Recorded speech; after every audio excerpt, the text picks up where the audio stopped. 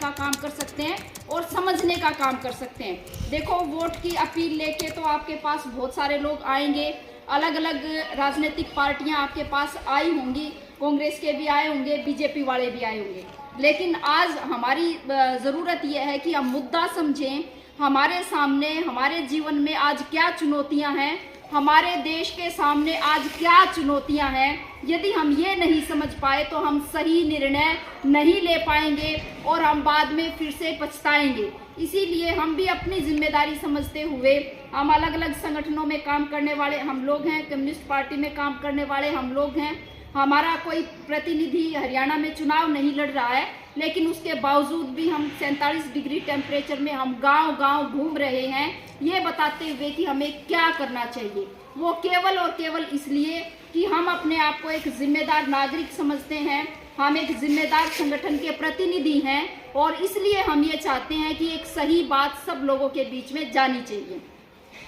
पहली बात तो ये, 10 साल की जब हम मोदी की बातचीत करते हैं तो देखो, सुनहरे सपने बहुत दिखाए थे उन्होंने, बहुत सुंदर सपने थे और सबको आस हुई थी कि कुछ तो बदलाव होगा, है ना। पहले भी दुखी थे हम, उससे पहले भी ऐसा नहीं है कि सब कुछ हो गया था, लेकिन फिर भी आज जैसे हालात हैं ऐसे हालात नहीं थे।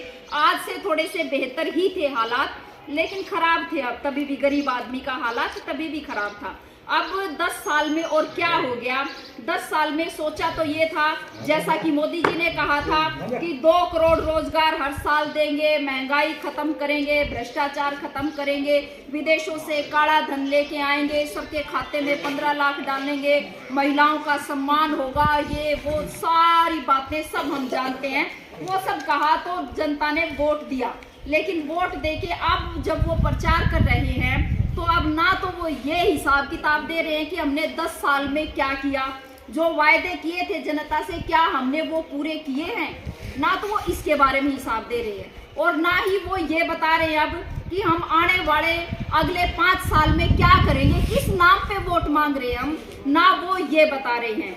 असल में तो हमारी जिंदगी के असल मुद्दे तो ये हैं कि जैसे नरेगा का बता दिया संदीप ने भी, काम नहीं मिलता, दिहाड़ी नहीं मिलती है और सबसे बड़ी समस्या तो ये है कि भी ये बताया, झंडा डंडा उठा के वीडियो दफ्तर में जाना पड़ता है प्रदर्शन करने के लिए, जब जाके काम आता है फिर उसकी पैमाइश ठीक नहीं होती, फिर उसकी पूरी दिहाड़ी नहीं मिलती। ऐसे ही हर काम का यही मसला है कि स्कूल बंद होने लग रहे हैं, बच्चों की पढ़ाई हमारी खत्म होने लग रही है। ये मिड डे मील वर्कर बैठी हैं, कितने स्कूल बंद हो गए, जहाँ से स्कूल बंद हो गए वहाँ पे मास्टर तो फिर भी दूसरे स्कूलों में एडजस्ट कर दिए क्योंकि वो नई वैकेंसी नहीं निकाल रहे, और जो वर्कर हैं, मिड डे मील की वर्कर है और 4th क्लास का दूसरा स्टाफ है, उसकी तो नौकरियां खत्म। और योजना ले आए आगे, ये चिराग योजना। किस लिए लेके आए हैं चिराग योजना? इसलिए लेके आए हैं ताकि एक बार आप अपने बच्चे को निकालो सरकारी स्कूल से, प्राइवेट स्कूल में भेजो, सरकारी स्कूल खाली हो और उस पर ताला लगाया जा सके, और फिर ये चिराग योजना वैसी ही मिलेगी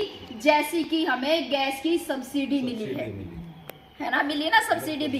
क्या कह के सिलेंडर महंगा किया था कि जो है भ्रष्टाचार हो रहा है, सारे जो है भ्रष्टाचारी खा गए, मैं किसी को खाने नहीं दूंगा, भ्रष्टाचार नहीं होने दूंगा, माताओं बहनों की आंखों में मैं आंसू नहीं देख सकता और इसीलिए सबके खाते में सब्सिडी आएगी। अब वो 1100 रुपये का सिलेंडर कर दिया, सब्सिडी का पता नहीं है कहाँ है सब्सिडी। वो अचानक से 1100 रुपये करते सिलेंडर का, जनता खड़ी होती, लड़ते हम उसके खिलाफ। तो वो इस तरह से ऐसा ही सरकारी स्कूलों के साथ कर रहे हैं। सरकारी स्कूलों का नाम दे दिया मॉडल संस्कृति स्कूल, वहां लेके जाओ बच्चे को तो फीस दो, सरकारी स्कूल में पढ़ाओ तो फीस दो, सरकारी स्कूल में से निकाल के प्राइवेट में भेजो तो सरकार फीस देगी। क्यों देगी सरकार? की इस पे रोक लगाने हैं। आयुष्मान भारत कार्ड ले आए, आयुष्मान भारत कार्ड हमें यूँ लगता होगा बहुत बढ़िया होया जी, आयुष्मान भारत कार्ड आया, इलाज होगा हमारा। ये हमारा इलाज करने के लिए नहीं आयुष्मान भारत कार्ड आया है। आयुष्मान भारत कार्ड में तो जो हमें सामान्यतः जरूरत पड़ती है उन बीमारियों का तो कोई इलाज होता ही नहीं उसमें, ना उसमें बुखार कोई चढ़ जाए हमें तो नहीं होता है, हमारे दांत का इलाज करना हो, कोई हड्डी टूट जाए, कोई अनेक ऐसी बीमारियां जिनका उसमें कोई ऑपरेशन करना हो तो वो काम आता है कार्ड ना, तो जो है ज्यादातर जगह पे कोई वो काम नहीं आता है। असल में होना तो ये चाहिए था कि भाई अस्पतालों में डॉक्टर ज़्यादा होते, नर्स ज़्यादा होती, वहाँ पे अल्ट्रासाउंड की, एक्सरे की, MRI की मशीनें होती, देखो पीजीआई में क्यों टक्कर बाजा है। जब आयुष्मान भारत कार्ड काम आता तो 2-2 घंटे लाइनों में खड़े रहते हैं वहां पे लोग को। पहले तो लाइन कति पैरा में खून उतर जाए, वो लाइन में कार्ड का नंबर डलवाने में, फिर डॉक्टर को नंबर, फिर दवाई आड़े पर नंबर, सारा दिन लाइन में लग के मतलब कितना बदहाल है और कैसे इलाज कराते हैं। यदि वो आयुष्मान भारत कार्ड काम आता तो पीजीआई में या सिविल हॉस्पिटल में या किसी भी अस्पताल में सरकारी में मरीजों की ऐसे टक्कर नहीं बचती, क्योंकि उससे हमारा इलाज नहीं होना। उससे तो ये होना है कि जो सरकार का टैक्स का पैसा है, वो टैक्स का पैसा ये जो बड़े बड़े चैन हॉस्पिटल हैं, जो बड़े सेठ साहूकारों के हॉस्पिटल हैं, वहाँ पे मोदी जी अपने उन यार दोस्तों को वो सरकारी पैसा कैसे ट्रांसफर करेगा, केवल इतनी सी बात है। और इसमें निरा भ्रष्टाचार है। वो कार्ड दिखा है, कार्ड में 5 लाख रुपये दिखा, उसने मरीज थोड़े दिखा है, उसने न्यू दिखा है ये कोई प्राइवेट हॉस्पिटल की सीढ़ी पर चढ़ गया ना आदमी, क्यों करते इससे पहले खसोटा जावे, पहले उसके टेस्ट करवा लें, ये दवाइयों के पैसे सारे पैसे लगवा लेते हैं पहले, और फिर नहीं सोचे कोई इसी बीमारी बताओ इसको ताकि उस एक बार में कार्ड खाली हो जाए, यो आदमी दोबारा मेरी सीढ़ी पे ना चढ़े। बार बार इलाज करके उनने क्या फायदा है, उनको उस कार्ड में से पैसे निकालने, आपका इलाज नहीं करना। तो ये भी सारा बरगलाने की बात है। आयुष्मान भारत कार्ड, सारा तमाम चीजें जितनी हम योजनाएं देखते हैं वो तमाम ऐसी ही हैं। असल संकट आज हमारे सामने ये है कि हमारे पास रोजगार नहीं है। पहला, हमारे जो पढ़े लिखे बच्चे हैं उनके पास उनके लेवल की नौकरी नहीं है, जो कम पढ़े लिखे हैं उनके पास दिहाड़ी मजदूरी नहीं है, ना हम कोई दिहाड़ी कर सकते, ना हमारे पास कोई नौकरी है, और बड़ी बड़ी डिग्रियां लेके भी कुछ जो नौकरियां हैं वो सारी नौकरी कच्ची हैं। कितना मतलब हम उम्मीद से बच्चों को पढ़ाते हैं, कितनी हम उनको कोचिंग करवाते हैं, और कोचिंग कराने के बाद इतना खर्चा करने के बाद पढ़ाई पे नौकरी मिलती है प्राइवेट, और वो भी कच्ची। और इसके लिए 7 कानून संसद में पास किए थे मोदी ने, ताकि उसमें मालिकों को कोई दिक्कत ना आए। 3 कानून तो थे खेती के, किसानों के लिए, और वो असल में किसान के लिए नहीं थे, वो पूरे देश की जनता के लिए वो 3 कानून थे।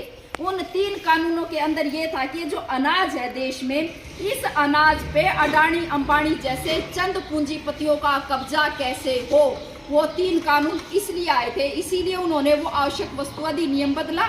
भाई कोई कितना अनाज इकट्ठा करके रखो, कोई इसमें काला बाजारी नहीं होगी, नहीं तो काला बाजारी का कानून था उसको खत्म किया गया। ये जो 3 खेती के कानून आए थे इनके अंदर, और किसान लड़ लिए, 13 महीने बॉर्डर पे पड़े रहे, वो कानून उल्टे चले गए। उसके बावजूद भी जो एमएसपी पे खरीद की गारंटी होनी थी फसल की, वो खरीद की गारंटी नहीं की सरकार ने, और मंडियों को लगातार वो खत्म करते जा रहे हैं। और इस आधार पे आप देखो किसान आंदोलन की आड़ में दूसरी तरफ ये किया बीजेपी ने कि जो मजदूर हैं उनके बीच में जो है उस आंदोलन के प्रति नफरत पैदा करने की बात की, और जातीय आधार पे ध्रुवीकरण करने की कोशिश की।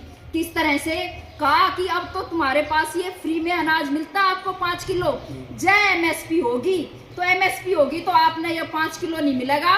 गरीब ने तो, ये जो जाट है किसान है, ये तो रोटी भी नहीं खान देना चाहते गरीब ने, और ये थारी रोटी खोसेंगे। देखो एक कर रहे हैं, 35 एक करके इन्होंने मतलब उसमें भी वो बंटवारा करना चाहते। लेकिन सच्चाई क्या है?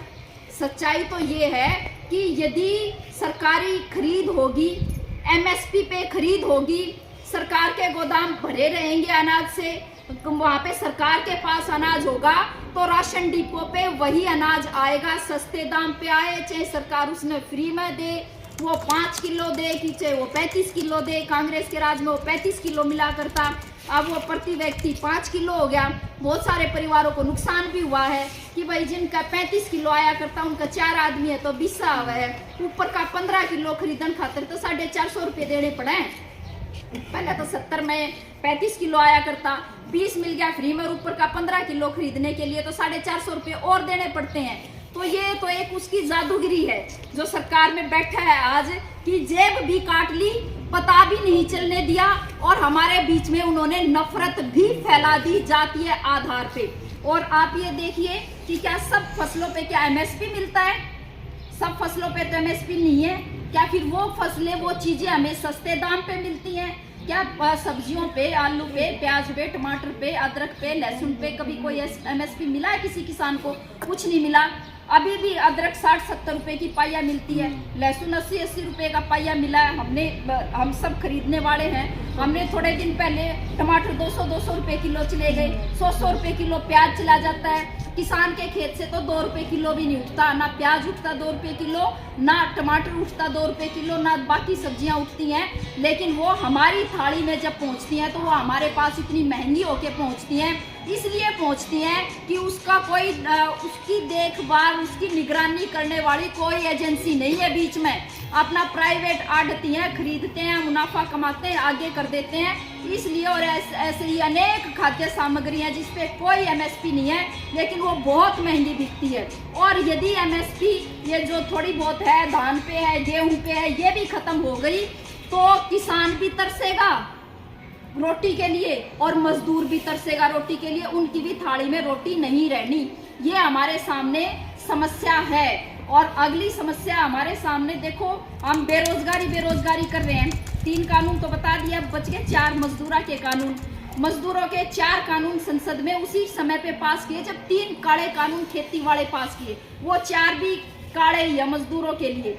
अब मजदूर समझते ही किसान ये सोचते हैं मेरा क्या है, मजदूरा का कानून होगा, ठीक है। वो कानून वही है जब हम अपने बच्चे को M.Tech कराते हैं, B.Tech कराते हैं, MBA कराते हैं, MCA कराते हैं, BCA कराते हैं, बड़ी बड़ी डिग्री दिलाते हैं, उनको इंजीनियरिंग के कोर्स कराते हैं। और उसके बाद जब वो गुड़गांव, हैदराबाद, चेन्नई और बेंगलोर और दूर दूर जाते हैं नौकरी करने, वो उन नौकरियों के लिए वो कानून आए हैं। कानून ये है कि भाई कुछ हो, कच्चा रहेगा रोजगार, मालिक जी करेगा उतने दिन रखेगा, उसके जब मालिक कहेगा जाओ छुट्टी आज से, तो मजदूर कुछ नहीं कर सकता, कर्मचारी कुछ नहीं कर सकता, उसको वापस अपना झोला बांध के वापस आना पड़ेगा। काम के घंटे अब 12 होंगे, 8 नहीं रहेंगे। बेरोजगारी बढ़ रही है और सरकार जरा सी भी चिंतित हो इस बात के लिए कि बेरोजगारी कम होनी चाहिए, तो अपना थोड़ा सामान्य दिमाग लगा के देखो, काम के घंटे कम होने चाहिए थे कि बढ़ने चाहिए थे? 8 घंटे काम है, यदि इस काम को 6 घंटे कर दें तो 25% रोजगार एकदम से बढ़ जाता, 25% लोगों को मिल जाता रोजगार। लेकिन 8 के 6 तो को ना करे, 8 के 12 करे। क्यों 12 करे? ताकि ये जो मालिक है ना, मालिक फैक्ट्रियों के, उन मालिकों को ज्यादा से ज्यादा फायदा पहुंचाया जा सके। 2000 तक भी जो कोई फैक्ट्री लगाता था मालिक, 30% से ज्यादा था मजदूरी का हिस्सा, वेतन का, जो उनको वेतन अपने कर्मचारियों को देते थे।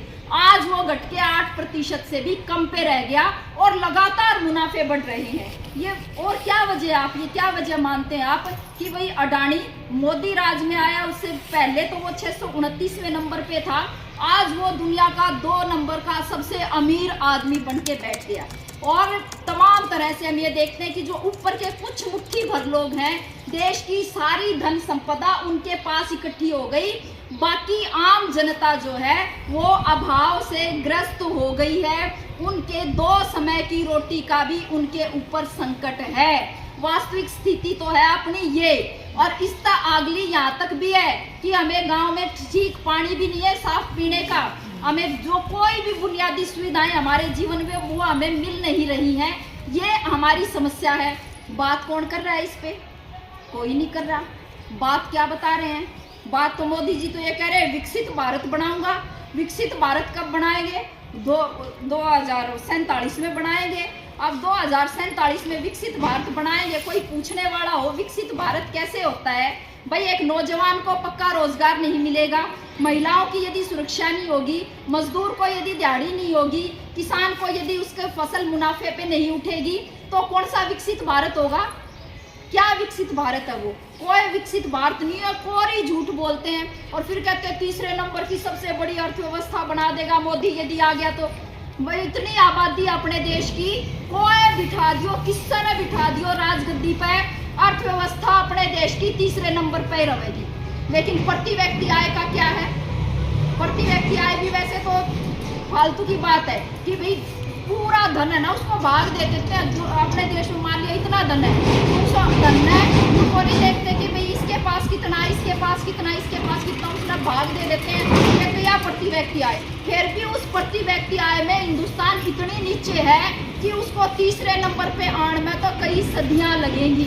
यदि जिस रफ्तार से ये चल रहे हैं, मोदी सरकार जैसे चल रही है, कभी नहीं हो सकते हम वास्तविकता में। तो ये मसले मुद्दे हैं, लेकिन इन मसले मुद्दों की बजाय क्या हो रहा है देश के अंदर, कुछ तो इनके एमपी ये कह रहे हैं बीजेपी वाले, भाई हमने 400 सीट दे दो। क्यों दे दो 400 सीट? हमने बदलना है संविधान। क्यों बदलना है संविधान? क्योंकि संविधान इसलिए बदलना है कि हिंदू राष्ट्र बनाना है। फिर यो हिंदू राष्ट्र के बला है, बहुत सारे तो अपन राज्य हो जावा, हो अपना राज।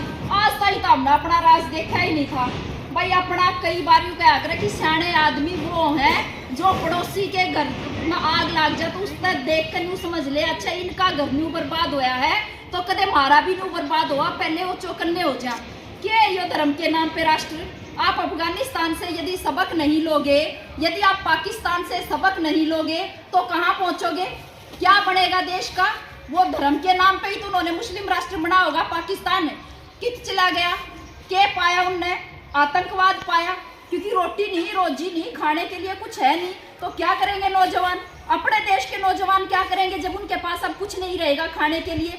नशे का शिकार है, बहुत बड़ी तादाद में लगातार नशा बढ़ता जा रहा है। अब नशे के साथ अपराध भी बढ़ेगा, मतलब वही बनना है पाकिस्तान। अफगानिस्तान बनना, अफगानिस्तान वो धर्म के नाम पे है राज्य, देख लो क्या है उसके अंदर। तो ऐसा सा ही मामला यहाँ पे है। ये जो मनुस्मृति जिसको कह रहे हैं, उसके अंदर वो सारी बातें, दिशा निर्देश लिखे हुए हैं कि संविधान को हटाओ, मनुस्मृति को लाओ। यो है आज के दिन बीजेपी का प्रोपेगेंडा। और बाकी रहे हैं डरा, कैसे डरा रहे हैं मोदी भाषणों में, मतलब इतनी झूठ बोलते ना शर्म आती। भाई क्यों होता है कि आदमी कोई तो 19-20 भाई थोड़ी बहुत मतलब सच बोलते बोलते थोड़ी बहुत आप झूठ मिला दो उसमें, बूढ़े तक तो खटा जाए। तो कोरी झूठ बोल रहा है इन लोगों का। कांग्रेस ने तो अपने घोषणा पत्र में ये लिख रखा है कि भाई जय थार दौरे 2 भैंस हैं तो कांग्रेस राज में आई तो थारी 1 भैंस लेवेगी, मंगलसूत्र ले लेगी महिलाओं के। आपने कड़े जवार के डिब्बे में, बाजरे के डिब्बे में कड़े तुमने जो है सोना चांदी छुपा कर रख रखा है, दीवारों में कड़े धन चिनवा रखा है। या कांग्रेस सबके एक्सरे करेगी थारे दीवार के, थारे डिब्बे के, और सारा धन इकट्ठा करके किसको देगी? नु मुसलमाना तो देगी। और मोदी कई इंटरव्यू वाले मैंने मुसलमाना का नाम नहीं लिया, मैंने कहा था ज्यादा बच्चे पैदा करते उनको देते, उससे भी उनका भाव वही है। और दोनों बातें गलत है, दोनों ही बातें गलत हैं। तो यो कितने लिख रखा? पहली बात तो यह है कि भाई ऐसा कुछ नहीं है। दूसरी बात ये है, फिर यूं भी कहा है कि मैं इस धन का बंटवारा नहीं होने दूंगा। मोदी कह रहा है, हम ये कह रहे हैं, हम कम्युनिस्ट पार्टी के मेंबर होने के नाते हम आपको पूरी जिम्मेदारी के साथ कह रहे हैं, पूरी मतलब जो हम बात कह रहे हैं उसकी पूरी जिम्मेदारी लेते हुए आपको बता रहे हैं कि भाई ये धन का बंटवारा तो दुनिया में होना ही चाहिए। क्योंकि एक तो मतलब अडानी का बेटे की ब्याह होगा, और ब्याह तो पहला फंक्शन करेगा, हजारों करोड़ रुपए खर्च कर देंगे वो, और किसी गरीब के पास 2 वक्त की रोटी नहीं होगी खाने के लिए, हमें नरेगा में 2 दिन तक काम नहीं मिलेगा। ये कैसा न्याय है? ये कैसा देश है? क्यों नहीं बंटवारा होना चाहिए धन का? देश के अंदर धन का बंटवारा होना चाहिए, सबको बराबर के अवसर मिलने चाहिए। भाई पढ़ाई लिखाई बराबर दो, खाना सबको बराबर मिलना चाहिए, बीमार हो तो सबका सही बराबर इलाज होना चाहिए। उसके पाछे जिसकी जिसकी क्षमता होगी, कोई घना होशियार होगा घना आगे चला जाएगा, कोई थोड़ा कम होगा थोड़ा पीछे रह जाएगा, लेकिन मौका तो बराबरी का होना चाहिए। इसमें कौन सा मौका बराबरी का है कि किससे दो रहे तो लाखों अरबों रुपए हैं और किसी के पास 2 समय की रोटी भी नहीं है। तो ये जो मुट्ठी भर चंद अमीर लोग हैं, क्यों नहीं इनके ऊपर टैक्स लगना चाहिए? पहले कॉर्पोरेट टैक्स, पूंजीपतियों पे टैक्स 30% था, मोदी ने घटा के 22% कर दिया। 100 में तो 22 रुपए टैक्स लेते हैं, पहले 30 लिया करते। हम ये कह रहे हैं हम तो इस टैक्स को बढ़ावेंगे। जब हमारा कितना राज में हाथ आ गया, जिस दिन उस दिन या कॉर्पोरेट पे यो टैक्स बढ़ेगा, उसमें से जो पैसा सरकार के खजाने में आवेगा उससे बेरोजगारों को रोजगार मिलेगा, सबको इलाज की व्यवस्था होगी, सबको शिक्षा की व्यवस्था होगी और सबके लिए भाई राशन डिपो पे सारी चीज होनी चाहिए जो घर में रसोई में चाहिए। एक 5 किलो दाने तक ये हो है, दाना भी मिलना चाहिए, गेहूं भी मिले, चावल भी मिले, खाना बनाने का तेल भी मिले, वहाँ पे कपड़े धोने का साबुन भी मिले, बच्चों की ड्रेस तक, ये सारी चीजें पहले कोटे में मिला करती, दाल तेल है ना, और बच्चों के स्कूल की ड्रेस माचिस तक कोटे के अंदर मिला करती 14 चीजें। तो वो जो जरूरत की 14 चीजें वो सबने मिलनी चाहिए जो जरूरतमंद हो। जिसने ना लेना हो वो घना साहूकार होगा, वो अपना कोई बात नहीं खरीद के खा लो, बाकी सारी जनता को ये उपलब्ध होना चाहिए। हम कह रहे ये काम होगा, ये करने का काम है। और ऐसा ही कह रहे विरासत टैक्स डरा रहे हैं, कांग्रेस ने तो नहीं लिख रखा अपने घोषणा पत्र में, लेकिन सीपीएम का जो घोषणा पत्र उसमें जरूर लिखा हुआ विरासत टैक्स लगेगा। किस पे लगेगा? अडानी अंबानी जैसे जो कॉरपोरेट्स हैं, जो बहुत ज्यादा अमीर, सुपर अमीर हम जिनको बोलते हैं, उनके ऊपर एक टैक्स जरूर होना चाहिए। टैक्स तो हम भी देते हैं, जीएसटी लगा दिया, आप जीएसटी लगा दिया, आप बाजार में एक माचिस भी खरीदोगे, आप एक जोड़ी चप्पल भी खरीदोगे, हवाई चप्पल खरीदोगे 50 रुपए की, उसमें से आप जो 50 रुपए में से 8 रुपए टैक्स दे आते हो, 9 रुपए टैक्स दे आते हो उसमें चप्पल पे। हम तो टैक्स दे, गरीब से गरीब आदमी तो टैक्स दे, अमीर आदमी टैक्स ना दे, क्यों ना दे? सब पे टैक्स लगना चाहिए, यह बात है। तो आज ये चुनाव किस बात पे हो रहा है? आज ये चुनाव इस बात पे को नहीं, हमारे कोई धर्म का उठ रहा है, हमारी कोई जाति का उठ रहा है, हमारे इलाके का उठ रहा है। इस बात पे यदि हम वोट करेंगे तो हम मार खाएंगे। अब वोट हमें किस पे करना है? वोट हमें इन मुद्दों पे करना है। यो हिंदू मुसलमान फालतू का बनाया हुआ मुद्दा है। और इसमें से ये अंतिम बात इस संदर्भ में मैं ये कह रही हूँ कि ये बहुत ज़्यादा खतरनाक है हमारे समाज के लिए। अभी हमें बिल्कुल अंदाजा नहीं हो रहा कि हम अपने समाज को कैसे नफरती समाज के अंदर बदल रहे हैं। हम अपने पड़ोसी से खुद की दुश्मनी कैसे तैयार कर रहे हैं। हम नफरत के बीज बो रहे हैं हम अपने छोटे छोटे बच्चों के अंदर, और वो नफरत के बीज जब वो थोड़े से बड़े होंगे तब हम ये सोचेंगे कि आज हम इनको ठीक कर लें। अब मेरे बच्चे के दिल में जो नफरत है मैं उसको खत्म कर दूं। आप चाह के भी ये काम नहीं कर पाएंगे, मजबूर होंगे। तो ये नफरती समाज पैदा कर रहे हैं जाति और धर्म के आधार पे, वो ना हो सके इसलिए आज इस राज में बदलाव की जरूरत है। वो तमाम मुद्दे तो जरूरी हैं, वो तभी चर्चा में आएंगे जब यो राज का कुछ बदल होगा ना, तो हिंदू मुसलमान ही चर्चा में रहेगा। हमारी रोजगार का, शिक्षा का, स्वास्थ्य का कोई मुद्दा कभी भी चर्चा में नहीं आ सकता है। इस बात को हमें ध्यान में बिठा लो। और इसके लिए एक देना चाहती हूँ उदाहरण। अपने ही देश का राज्य है मणिपुर, सबने सुना होगा शायद। मणिपुर में 2 समुदाय रहते हैं। 2 समुदाय में बीजेपी ने राज हासिल करने के लिए 2 समुदायों के बीच को बांट दिया, धर्म के आधार पे, जाति के आधार पे। अब वहां पे आग लगी हुई है, जल रही है, दोनों जातियां आपस में कट मर रही हैं। और वहां पे महिलाओं के जैसे वीडियो आए हैं, वो हम सब ने, वो वायरल हो के आए, हम सब ने देखा कि महिलाओं को नंगा करके हजारों की भीड़ जैसे वो पीछे मतलब उनको घुमा रही है, और प्रधानमंत्री की जुबान तक नहीं खुली, उनके हाथ पैर फुले हुए हैं। वैसे तो पैर भी नहीं रखे उन्होंने वहां पे, ना वो गए और ना कुछ करने लायक, क्योंकि इतनी नफरत फैला दी उसको वो समेट ही नहीं सकते। उनको खुद को नहीं पता था कि हम क्या करने लग रहे हैं, समाज में कैसी नफरत पैदा करने लग रहे हैं। मणिपुर जल रहा है, ज्यादातर आबादी वहां से उजड़ गई, ज्यादातर लोगों के घर जल गए। क्या मिला उनको धर्म के आधार पे? उनको सड़क, बेरोजगारी, महिलाओं का जो है अपमान, यौन हिंसा, बलात्कार, हत्याएं, ये सब मिला। सब नौजवानों का भविष्य बिल्कुल बर्बाद हो गया। तो आगे धर्म के नाम पे, नफरत के नाम पे यहाँ पे जाएगा ना, हमें समझ में आ रहा, और ये नफरत पैदा करने वाले ना इनको समझ में आई हुई है अभी तो ये बात। तो मसला ये है, और ये चाहते हैं कि ये वोट वाट का सिस्टम खत्म हो। हम पक्के वोटर हो सकते हैं किसी किसी पार्टी के, लेकिन भाई पक्के वोटर तो जब काम आवेंगे ना, जब हमारे पास वोट का अधिकार बचेगा। अब वोट का अधिकार ही नहीं बचेगा, वोट का अधिकार ही खत्म होने का संकट हमारे ऊपर पड़ा हुआ है। तो यो पक्के वोटर होके क्या करोगे? जिसके भी पक्के वोटर हो तुम, मैं ये मान लिया आप में तो उसका एक आधा बीजेपी का ही पक्का वोटर हो, बीजेपी आपने भी अपना वोट डालने की कोई इजाजत दे, इससे आगे वोट का अधिकार नहीं बचना। तो हम जिसके भी पक्के वोटर हैं, लेकिन इस बार हमारा जो है मकसद ये होना चाहिए कि किसी भी तरह से हम बीजेपी सरकार को सत्ता से बाहर करें। कैसे होएगी सत्ता से बाहर? 2 ही गठबंधन है देश में, एक तो बीजेपी वाला एनडीए गठबंधन है और एक बाकी विपक्षी पार्टियों ने मिलकर बना रखा इंडिया गठबंधन। यदि हम सब मिलके इंडिया गठबंधन को जिताने का काम करेंगे तो ये अपने सारे मुद्दे भी चर्चा में आएंगे और हमारे मसलों का कुछ समाधान भी होगा।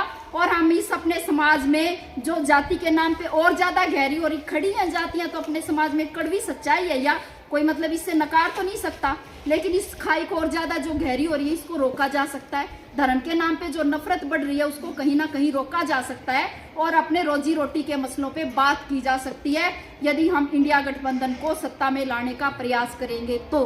अब इंडिया गठबंधन के प्रत्याशी यहाँ पे कौन है भैया? आपके लोकसभा क्षेत्र में रोहतक में तो दीपेंद्र हुड्डा है इंडिया गठबंधन का प्रत्याशी। तो आपका काम ये बन गया कि जो कांग्रेस का दीपेंद्र हुड्डा यहाँ इंडिया गठबंधन का प्रत्याशी है, हम सब उसको वोट दें। फिर क्या इतने से बात बन रही है? इतने से बात इसलिए नहीं बन रही कि हम जिसको ये राज में बैठे हैं इनको इतना कम भी मत मानियो कि भाई ये सारे शाम दाम दंड भेद ये सारी चीजें अपना रहे हैं। तो हम मोटिवेट करें, गांव में प्रचार करें। जैसे मुझे वोट नहीं लेनी, मैं आपको समझाने आई हूँ बातचीत, ऐसे ही ना आप में से किसी को भी एमपी बनना, ना मैंने एमपी बनना, मैं आपको समझाने आ गई, आप आगे समझा दो यही बात। तो आप जब उस बात को आगे समझा दोगे तो सारा गांव जागरूक हो जाएगा और सब मिलके सबको मोटिवेट करके हम सबकी वोट गिरवाएं, ज्यादा से ज्यादा वोट गिरवाएं, तो जाके इसको सत्ता से बाहर निकाला जा सकता है। और एक और बात ये कि भाई आप हम कह रहे हैं, वैसे तो ये सच्चाई है कि भाई ये संविधान को नहीं छोड़ेंगे, आगे तो संविधान खत्म होगा, वोट का अधिकार खत्म होगा, बेरोजगारी बढ़ेगी, महंगाई बेतहाशा बढ़ेगी, समाज में नफरत बढ़ेगी, बहुत चुनौतीपूर्ण हमारे सामने परिस्थितियां हो जाएंगी। ना किसानों की फसल की खरीद होनी उसमें, और ना ही कोटे में बेशक कह रहे हो ये तो 2025 तक कह रखा है 5 किलो राशन मिलेगा। 2025 के बाद क्या मिलेगा? कुछ नहीं मिलेगा। और 5 किलो राशन पर वोट देनी है तो फिर आप 5 किलो पे क्यों दें? कांग्रेस तो कह रही है हम तो 10 किलो देंगे। इंडिया गठबंधन जो है उन्होंने मिलके प्रेस कॉन्फ्रेंस करके कहा है कि हम फ्री राशन 10 किलो देंगे। फिर 5 किलो वाला तो क्यों वोट दे? फिर 10 किलो वाला तो देंगे अपन, 5 किलो वाले तो दे के क्या फायदा है? इसीलिए हमें जो है इंडिया गठबंधन का जो प्रत्याशी है यहाँ पे दीपेंद्र हुड्डा, उसको जिताने का प्रयास करना है। और किसी भी सूरत में, वैसे तो आना नहीं, मोदी हारा उरा बैठा है, लेकिन भाई इस बात से गोता खा के ना बैठ जाइए। 4 जून में रिजल्ट आवे और यो धांधली कर ले और धांधली करके किसी तरीके से इस कुर्सी से चिपका रह जाए तो अभी अपने पास, और कई हमारे पास शंकाएं ये भी हैं कि जैसे हम ये कहते हैं कि भी 70 साल में पहले अभी कांग्रेस भी 55 साल राज कर गई, गरीबी तो फिर भी दूर नहीं हुई, ये क्यों करवाएगी? अब ये जो कह रहे हैं वो कर देंगे क्या? देखो हम तो हैं लड़ने वाले लोग, हमारे पास तो है झंडा और झंडे में है डंडा, हम उसको लेके हम रहते हैं 5 साल बिल्कुल सड़क पे। तो कांग्रेस यहाँ तक करवाता हम ले गया, ठीक है, लड़ना पड़ेगा। और भाई लड़ना, मोदी ने कहा मेरा 56 इंच का सीना, तो जो 56 इंच वाले ने घेरो एक ओढ़ना है उसका क्या करना है? पड़ोसी तो जो है ठाडा, तो पड़ोसी भी सिद्ध है, बोलना ना दे, बोलने की कोशिश करे उससे पहले हमारा है। जो मोदी करने लग रहा है 13 महीने किसानों के साथ किया, इन आशाओं के साथ किया, किस तरह से पानी तक नहीं पिलाया, थानों में बिठा दिया, घरों पे पैरे लगा दिए, हमारे घरों पे पीसीआर लगा दी। गांव के आदमी सोचो भाई इतने क्या अपराध कर दिया, ये महिलाएं ये तो बालका गट्टी के टाके लगवाया कर, गर्भवती महिलाओं की देखभाल करती है, इनका नाश करा भाई, इनका क्यों पीसीआर आकर खड़ी है रात भर, तो पीसीआर खड़ी रही घरों पे हमारे। तो ये तो मतलब वो कोशिश ये कि बोलन ना दो भाई, थोड़ा कमजोर बना लेंगे, मिली जुली सरकार बना लेंगे तो उसका इतना ब्योत ना होगा कि वो बोलन ना दें। जब हम कमाएंगे, हमने रोजगार नहीं मिला, मिलना ही चाहिए, तो उस पर आंदोलन तो कर सकते हैं, सरकार को डरा तो सकते हैं। वो कैसे, मतलब मोदी तो डरता नहीं, इसलिए अडानी अंबानी को तो सब कुछ उसने बेच दिया, रेल क्या, भेल क्या, LIC, बैंक, बीमा, हवाई जहाज, बस, हवाई अड्डे, रेलवे स्टेशन, बस अड्डे, रोड तक, ये सड़क भी बेच दी, ये रोड तक, वही कह रही हूँ, सारी सड़कें। पहले तो टोल उड़ा ला गया करता, जरा कितना नई सड़क बना करती, क्योंकि यो कह रहे मौद्रीकरण पाइपलाइन एक नई नीति लाए, उसके तहत सारे सड़क वड़क सब बेच दिया। हाल ऐसा हो गया कि अब तो हम कमांड खातर कितना फ्रूट की रेडी, कोई चाय की दुकान तक नहीं खोल सकते। और यो 3 कृषि के कानूनों में ये है कि 2 तक फालतू भैंस बांध ली तो वह डेयरी होगी, आप अपने पड़ोसी के लोटे में पाया दूध नहीं डाल सकते, पहले दूध जागा डेयरी में, पड़ोसी दूध लेने खातर डेयरी तय दूध लाओगा, आप अपने घर तक पड़ोसी ने दूध नहीं दे सकते, वो तो बोचा बंद करने लग रहे हैं। तो ये बोचा बंद करने लग रहे हैं, इस तक बढ़िया जो है मिली जुली बना लिया सरकार। उसने जब वो पहला काम खुद कर देगी, डरती ना करेगी हम उस तक करवा लेंगे। और रही बात यूं का पाकिस्तान में डरान खातर मजबूत चाहिए, भाई ये पाकिस्तान भी आड़े था और अपना हिंदुस्तान भी आड़े था, कोई कितना नहीं गया, 75-76 साल हो गए उसने बने ने। और पहले अभी 2 बार उस तक धूल चटाई है पाकिस्तान तक, चीन तक भी धूल चटाई है, और बांग्लादेश बनाकर भारत ने ये दिया था पाकिस्तान में तक काट के। और ये सरकारें थी तभी भी ऐसी मिली जुली सरकारें थी, और इन पार्टियों की सरकारें थी। कितना 56 इंच का सीना जब था, जब ये सारा काम कर लिया तो भी सारा काम होगा, बाकी फालतू की बातें हैं। और अंतिम बात ये कि भाई लड़ो भिड़ो, जो बात मैंने पहले बीच में छोड़ दी थी, किसी तरीके से बेईमानी करके बैठ गया गद्दी पे तो अभी डरना नहीं है, लाठी और डंडा लेके अपना झंडा लेके, और इसने उल्टा दिल्ली तय कुर्सी पर तय खींच लावेंगे, तार के लावेंगे, उसके बिना अपना बात नहीं बनेगी। ये हम यहाँ पे कहने आए हैं कि आप सब एक जिम्मेदार नागरिक की तरह से पेश आए, और आज अपने गांव में पड़ोस में हम अपना प्यार मोहब्बत भाईचारा अपना सारा बना के रखें और खूब बढ़िया प्रचार करें, और 25 तारीख को बढ़िया वोट डालें। 4 तारीख को अच्छा रिजल्ट आएगा, और उसके बाद जो चुनौतियां होंगी उन सबका मिलकर मुकाबला करेंगे, कोई दिक्कत नहीं है, पक्के तौर पे संघर्ष करेंगे तो हमारा जीवन आज के मुकाबले में कल और ज़्यादा बेहतर होगा। इसी अपील के साथ और इसी बात के साथ मैं अपनी बात खत्म करती हूँ। आप सबने मेरी बातचीत सुनी, उसके लिए आप सबका बहुत